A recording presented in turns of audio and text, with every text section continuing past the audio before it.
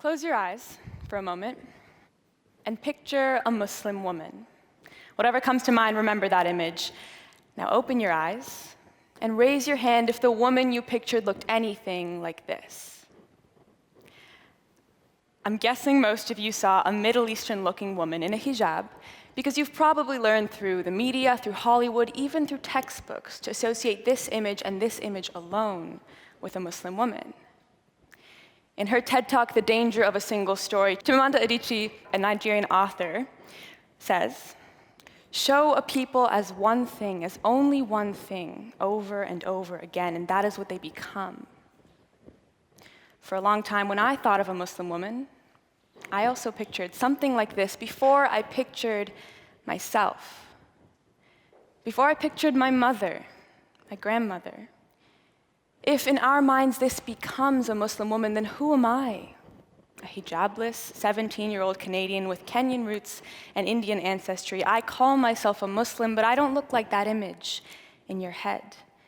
And if that image becomes a definition, then I don't fit the definition. And none of these women, from India and China to France and Kazakhstan, who all call themselves Muslims, fit the definition. So who are they? In our minds, they don't exist, at least not as Muslims, according to this single story we've constructed. And there is an injustice in that. I'm here today to talk about Islam, but I'm not going to talk about it the way you've probably heard most Muslims talk about it.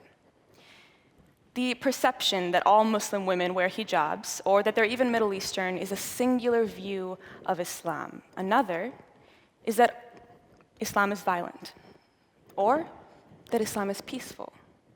See, I can't really say that Islam is violent or that it's peaceful because both of those claims offer a single, narrow definition of the truth.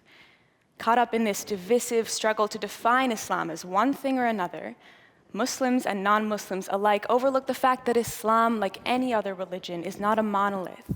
It doesn't have one set of prescribed beliefs. And Islam itself can't act.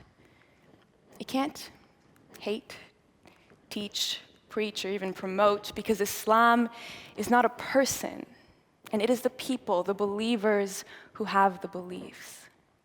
As Diane Moore at Harvard Divinity School explains, religions are cultural constructs that are constantly being interpreted and reinterpreted over time by vastly different people under vastly different circumstances. When we seek to define a religion exclusively as one thing, we ignore and diminish the experiences, the stories, the truths that are excluded.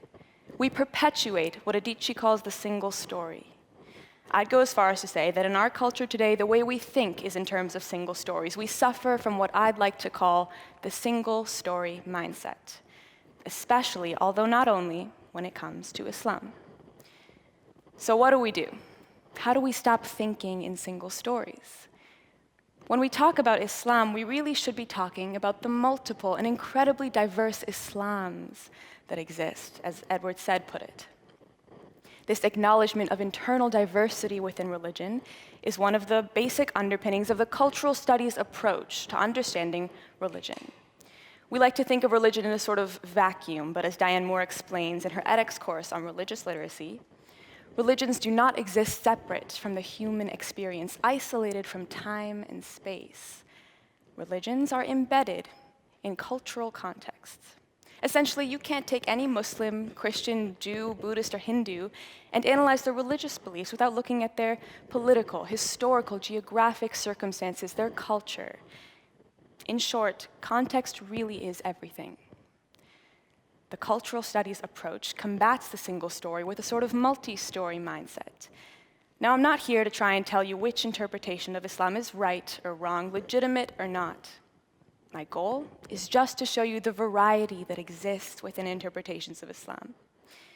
So as one example of that variety, let's look at the concept of jihad in Islam and how it's been incredibly dynamic throughout history. Jihad, an Arabic word, appears several times in the Quran, and it literally means struggle.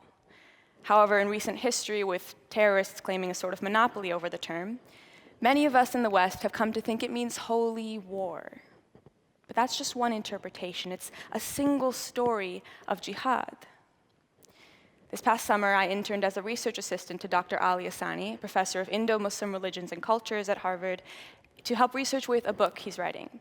The book is on Muslim understandings of Islam, and one section of it traces the different interpretations of jihad over time using the cultural studies approach.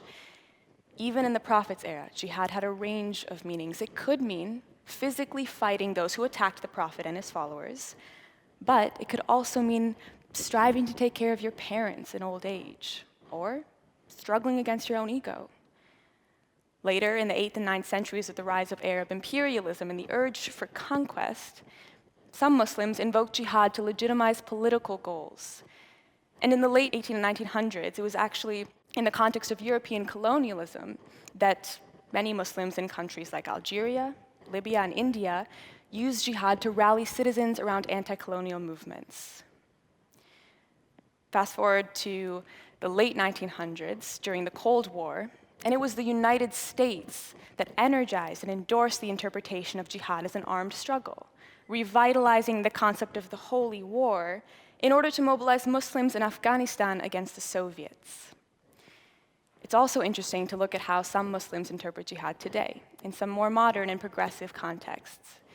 Take Amina Wadud, an African-American Muslim feminist who calls her work advocating for gender equality the gender jihad. Or take Parviz Sharma, an Indian film director who made a documentary on gay rights called A Jihad for Love. Now, as another example of how religions are embedded in cultural contexts, let's talk about women in Islam. Like me, you've probably heard some people say that Islam oppresses women. But Islam itself can't oppress anyone or anything, and we can't make statements like this without compromising a large chunk of truth. There are Muslims, and even Muslim-majority countries, that don't treat women and men as equals. But there are also those that do. Within any religion, there exists not only differing, but also completely contradictory interpretations and beliefs. And what's more productive, I think, than trying to deny contradiction and to take polar opposite sides, is to try and understand why and how those contradictions arise. As many of you may know, in Saudi Arabia, the government only recently ruled that women be allowed to drive without the permission of their male guardians. And there are still many restrictions on women's rights in the country. CNN reports that Saudi women still can't marry, divorce, travel, or get work without permission from their male guardians. But just because this takes place within a Muslim-majority country doesn't mean that the oppression of women is an Islamic problem. Wahhabism, the specific type of Islam that Saudi Arabia was founded on, that it thrives on today, has been described by the global community as puritanical, ultra-conservative, and it represents a very, very small minority of the many Islams that exist around the world today. In 1985, in a speech, Pakistan's first female prime minister, Benazir Bhutto, declared, "It is not Islam which restricts women. It is not Islam which provides for discrimination. It is men." It's no surprise then that some men, like many Wahhabis who live in patriarchal societies and want to preserve their dominance over women, will interpret the Quran, interpret Islam in ways that justify the oppression of women. Like believers of any faith, they interpret religion within the bounds of their existing contexts and ideologies. Saudi Arabia is also just one Muslim-majority country of around 50 worldwide, each with their own distinct histories. Consider the fact that the United States has yet to have a female president, and that Pakistan, Bangladesh, Turkey, Indonesia, Kosovo, Senegal, and Kyrgyzstan are all Muslim-majority countries that have had a female head of government or head of state. Also keep in mind that even in predominantly Christian countries, like the US, women couldn't even vote until the early 1900s. Speaking of Christianity, the cultural studies approach doesn't just apply to Islam. Many of you are probably familiar with this image of Jesus. And this is likely how most Westerners see him, but travel across the world and you might find a people who believe that Jesus looked like this, or like this, or like any of these other different depictions situated in different cultural contexts. And just as Muslims can find justification for hegemony, terrorism, and social justice all in the same religious scripture, the Quran, so can Christians in theirs. At one point, the American South and the KKK used the Bible to legitimize slavery and white supremacy, while in the 1960s, African Americans used the same text to support racial equality and freedom. As Margaret Atwood, an author, wrote in an article entitled "The Battle Between Action and Belief," Northrop Frye used to say that the Bible is not a book you judge, it's a book that judges you. Since there are so many contrary opinions and teachings in it, the group of them you select will say a lot about who you are. So let me now tell you a bit about my Islam, and by extension, a bit about who I am and why I'm standing here today. I could tell you about growing up in Canada as a first-generation Canadian, or about my mother's passion for social development and healthcare. I could tell you about living in Calgary, Alberta, with a Muslim mayor and a strong Shia Ismaili community, or about my liberal arts boarding school in Massachusetts. And I could explain to you how each of these aspects of my own context, my own location in time and space, have shaped who I am, what I believe, and how I interpret my religion. But let me spare you the long backstory and tell you that I believe in the absolute truth that all people are created equal. I believe in the power of diversity and difference. So if I did not see in my Islam a fundamentally egalitarian and pluralistic outlook, I would not be a Muslim. But I do, and I am. My Islam means peace, justice, compassion, service. But that said, that's my Islam, and I know that there are other Islams that exist that mean different things to different people. I don't believe in wearing a hijab, but I respect the decision of those Muslim women who do. I, as a Shia Ismaili Muslim, pray 3 times a day, but I don't see the common Sunni practice of praying 5 times a day as any more or less legitimate than my own. As Amina Wadud wrote in a book of hers, speaking of other Muslims, neither their Islam nor my Islam has ultimate privilege. We are all part of a complex whole in constant motion and manifestation throughout the history of multifaceted but totally human constructions of Islam. I've learned to accept my place as part of the complex whole that is Islam without absolutizing my interpretation as the true Islam, the right one. But you might still be wondering, why does any of this matter? Not just to me, but to you, to all of us. We've all heard of this alleged war between Islam and the West. But the problem is that it's an imaginary war. It's a battle based on a single story that we've constructed in our minds to shift responsibility away from ourselves.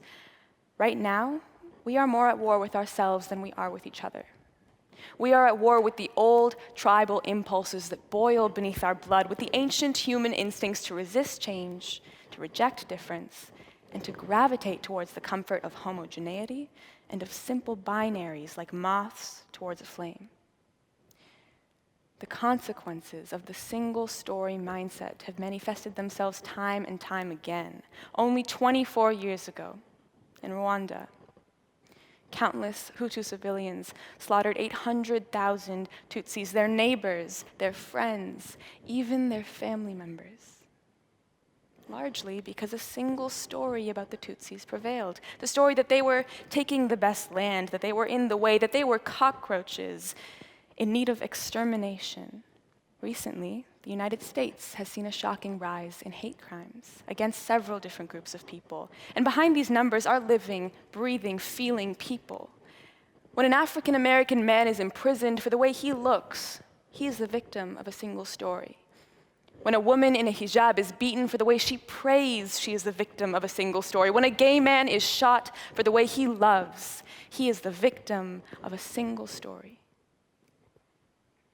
And the people who imprison the African American man, who beat the Muslim woman, who shoot the gay man, they are also the victims of a single story because they are deprived of the infinite joy and enrichment that comes from knowing, understanding, learning from loving another human being. What happened in Rwanda, and what happened in Germany, in Bosnia, even in Myanmar, didn't happen very long ago. And on the path we're headed, it's not long before something much like it happens again. The multi-story mindset may well be the key to our salvation, the difference between peace and war on any scale. As philosopher and professor Martha Nussbaum wrote, "The real struggle that democracy must wage is a struggle within the individual self, between the urge to dominate and defile the other, and a willingness to live respectfully on terms of compassion and equality with all the vulnerability that such a life entails." When we adopt the multi-story mindset, we restore the humanity of the ignored, the devalued, the excluded, and also of the included. We also reclaim our own humanity. This struggle to transcend the single story is, I think, one of the greatest struggles of our time. This is our jihad. Thank you.